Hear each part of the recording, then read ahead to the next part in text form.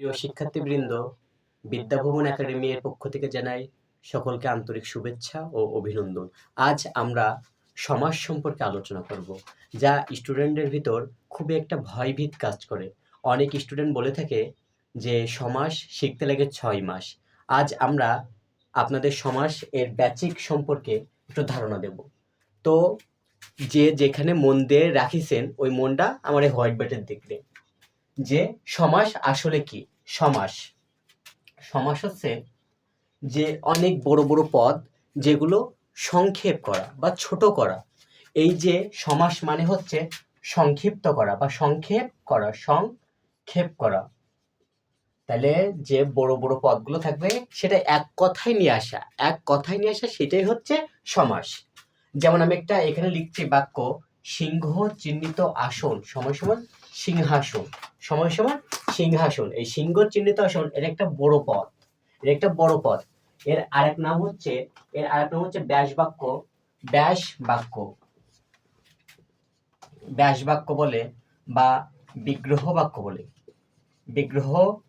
বলে বা সমাস বাক্য বলে। এই সিংহ চিহ্নিত আসন এটিকে 3 ভাগে ভাগ করে। এক হচ্ছে ব্যাস বাক্য বলে, 2 হচ্ছে বিগ্রহ বাক্য বলে, 3 হচ্ছে সমাস বাক্য বলে। সমাস বাক্য এটা একটা বড় পদ। এইটাকে সংক্ষেপ করেছে। এটাকে কি করেছে? সংক্ষেপ করেছে। সংক্ষেপ করে আমরা দেখতে পাচ্ছি এখানে সিংহাসন বলেছে। সিংহাসন, এই সিংহাসন দুটি শব্দ দ্বারা গঠিত। একটা হচ্ছে সিংহ আর একটা হচ্ছে আসন। তো এই সিংহ হচ্ছে পূর্বপদ যা প্রথমে বসে। এই সিংহ কি? পূর্বপদ মানে কি প্রথমে বসিছে। আর এই আসন এটা হচ্ছে পরপদ বা উত্তর পদ। তাইলে যেটা প্রথমে বসে সেটা কি? পূর্বপদ অবশ্যই, যেটা পরে বসে সেটা কি? পরপদ বা উত্তরপদ। তাহলে সিংহাসন দুটি শব্দ দ্বারা গঠিত। একটা হচ্ছে সিংহ, একটা হচ্ছে আসন। এই সিংহ হচ্ছে প্রথমে বসেছে সেজন্য এটা হচ্ছে পূর্বপদ, আর আসন শব্দটি পরপদ বা উত্তরপদ। আর এই যে সিংহ চিহ্নিত আসন, এই যে পুরো একটা শব্দ বা বাক্য, এটাকে সংক্ষেপ করেছে সিংহাসনে। আর এই যে বড় একটা বাক্য, এইটা হচ্ছে ব্যাস বাক্য বলে বা বিগ্রহ বাক্য বলে বা সমাস বাক্য বলে। ক্লিয়ার? সমাস সম্পর্কে কি ধারণা পাচ্ছো? এখন হচ্ছে সমাস কয় প্রকার। সমাস হচ্ছে 6 প্রকার। সমাস কয় প্রকার? 6 প্রকার। সমাস 6 প্রকার। 1 নম্বর সমাস আছে দ্বন্দ্ব সমাস। 1 নম্বর হচ্ছে দ্বন্দ্ব সমাস। 2 নম্বর হচ্ছে দ্বিগু সমাস। তাহলে 1 নম্বর কি? দ্বন্দ্ব সমাস। 2 নম্বর কি? দ্বিগু সমাস। 3 নম্বর হচ্ছে কর্মধারয় সমাস। 3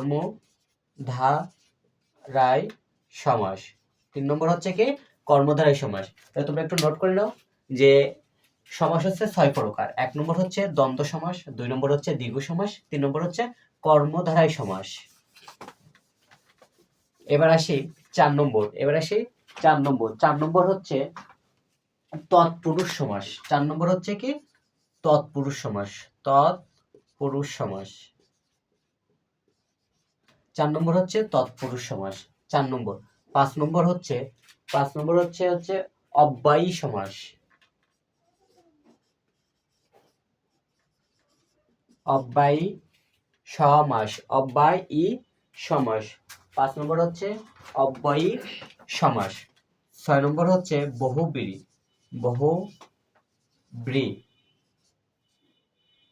বহুব্রী সমাস। তাহলে 6 নম্বর কি? বহুব্রী সমাস। তাহলে 1 নম্বরে কি লিখছিলাম? দ্বন্দ্ব সমাস। 1 নম্বরে কি? দ্বন্দ্ব সমাস। 2 নম্বরে কি? দ্বিগু সমাস। 2 নম্বরে কি? দ্বিগু সমাস। 3 নম্বরে হচ্ছে কর্মধারয় সমাস। 4 নম্বরে তৎপুরুষ সমাস। 5 নম্বরে অব্যয়ী ভাব সমাস। 6 নম্বর হচ্ছে বহুব্রী সমাস। তাহলে আমরা সমাস সম্পর্কে জানলাম যে সমাস শব্দের অর্থ কি? সংক্ষেপ করা বা একপদীকরণ করা। করা মানে এক পদে রূপান্তর করা, বড় বড় বাক্যকে এক পদে রূপান্তর করাই হচ্ছে সমাস। আর এই যে আমরা একটা উদাহরণ দিচ্ছি যে সিংহ চিহ্নিত আসন, এটা হচ্ছে ব্যাস বাক্য, বিগ্রহ বাক্য ও সমাস বাক্য। আর এই যে এখানে সিংহাসন যা এক পদীকরণ হয়েছে বা সংক্ষেপ হয়েছে, এটাকে বলে আরেকটা সমস্ত পদ, সমস্ত পদ। এটাকে এক কথায় কি বলে? সমস্ত পদ।